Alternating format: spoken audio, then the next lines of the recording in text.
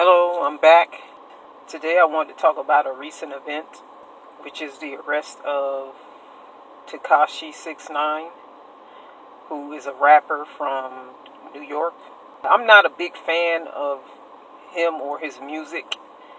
In fact, I don't even listen to rap that much because, to be honest, I think it's trash.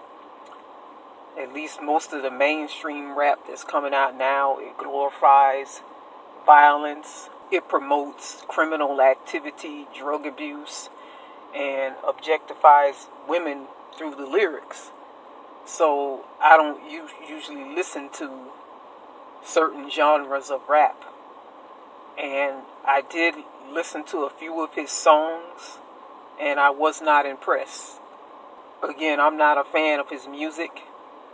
But I started following him, I say about 8 months ago, because his name started trending in the news and on social media. Recently, I heard that he had been kidnapped and beaten. Also, that he had been arrested and charged with some sort of crime against a sex crime against a minor. I think he was accused of videotaping a minor performing a sex act, and he ended up pleading guilty to that and was put on probation. Whenever a person is convicted of a crime and put on probation, they're supposed to stay out of trouble.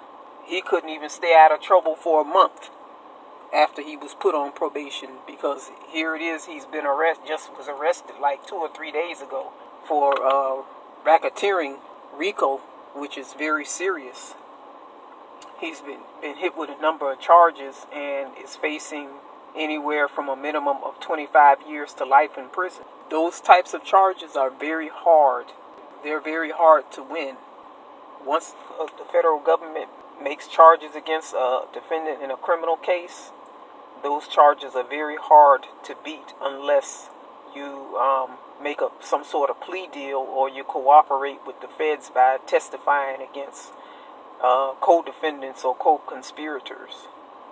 Right now, it doesn't look very good for him. I saw it something like this coming. I figured that he would either end up suffer the same fate as XXX Tentacion, who happened to be a friend of his, or that he would end up in prison because of the types of people that he associated with. It's a discussion very related to what I talked about in my last video about how negative influences and peer pressure can ruin lives. And that's exactly what he's going through. He finds himself in this situation because of the types of people that he is associated with. And I watched a interview of him on the Breakfast Club a few days ago, and he talked about how, just to show you how bad these people were, that he called his friends. He fired his manager and some other people because he found out that they were untrustworthy and that they were robbing him of money. They were basically making money off of his back, making a lot more money than he was making off of his performances behind his back. They also put his mom's safety in danger by, just watch the Breakfast Club interview. I don't really want to even get into that. What I noticed about life is that the more things change, the more things seem to stay the same. Throughout human history, human nature doesn't seem to change very much. The only thing that really changes is maybe advances in the arts and technology and sciences. But human nature seems to remain constant. You're always going to have people that are jealous of you and people who hate you. And you don't even have to have done anything to them for them to dislike you. But you're going to always have people who don't want to see you rise above their level, and they're going to do any and everything in their power to keep you at the level or in the place that they think you deserve to be in. If they see that you're progressing, they're going to do things to try to keep you stagnant or to make you regress. And that may involve them encouraging you to do criminal activities or things that they know will ruin your life. And this kid, he's almost an example of an overnight success, because 2-3 years ago I didn't know anything about him. I didn't learn about him until maybe a year ago. He had a great opportunity ahead of him to make a legit, legit money, a legit hustle. But somehow or the other, he allowed himself to be enticed into a life of crime.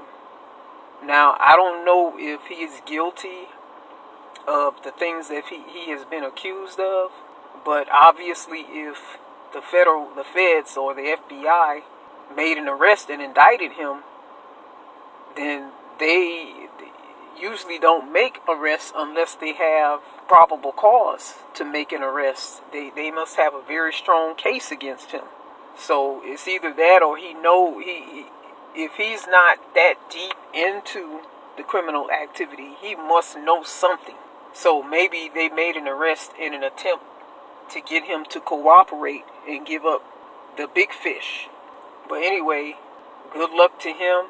The only way I see him getting out of this situation or serving a light sentence is by him cooperating with the feds. And at this point, that's the only thing that would make sense for him, because those same people that he may be loyal to or who he may consider his friends, you can best believe they're going to be snitching and turning against him. It may be in his best interest to just go ahead and snitch on them and go under the Federal Witness Protection Program. And that pretty much is going to destroy his ability to make income in the future, because he's going to serve. He's probably more than likely going to serve some time in prison, even if it's just a few years. And once he gets out of prison, he may not be relevant anymore. And obviously he can't release music from behind bars. He can't do tours from behind bars. So his livelihood is pretty much shot. There's a saying that goes that you can take a person out of the hood, but you can't take the hood out of the person. And in this case, it seems to be very true. No matter how much you give, how much money and material wealth you give to certain people, if they have not been groomed or prepared to handle a certain level of success, and groomed and prepared on how to handle the wealth, then they're going to eventually fail if they don't have the proper mentorship and guidance. And aside from him having, being surrounded by the wrong types of people, and aside from him being done in by jealousy and envy, I think greed, complacency, and avarice and arrogance played a role also in his downfall. Because, on the Breakfast Club interview, he kept saying he's untouchable. And I'm like, are you freaking serious? Are you delusional? You were just arrested and had to plea to serious charges, and you were facing serious time in prison on those charges. And he had to pay out like $500,000 in legal fees, but he thinks he's untouchable. Oh, Lord have mercy. The reason why I believe that greed and avarice was part of his downfall is because he had over $1 million in his bank account, and he was on track to produce more music and to release more music. So there was no reason for him to be even involved in illicit and illegal activities and, to be taking those types of risks, because if he had learned how to manage his money properly, he would have been able to live off of that money, make his money, earn more money, and then live off of the earnings of that, if that makes sense. If he had learned to just grow his money, he could have been set for life.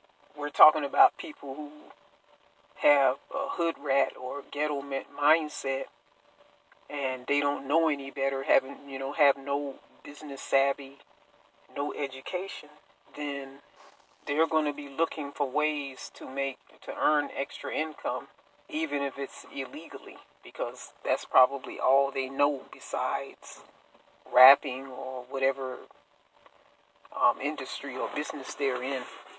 Just like Michael Vick, the guy was played for the NFL, yet he was doing illegal dog fights and gambling in his backyard. Like, what sense does that make, to take those types of risks just to make a few extra $1,000 when you're already a multi-millionaire? So anyway, I'm going to end the video here, and I'll talk to you all in the next video. I'm out.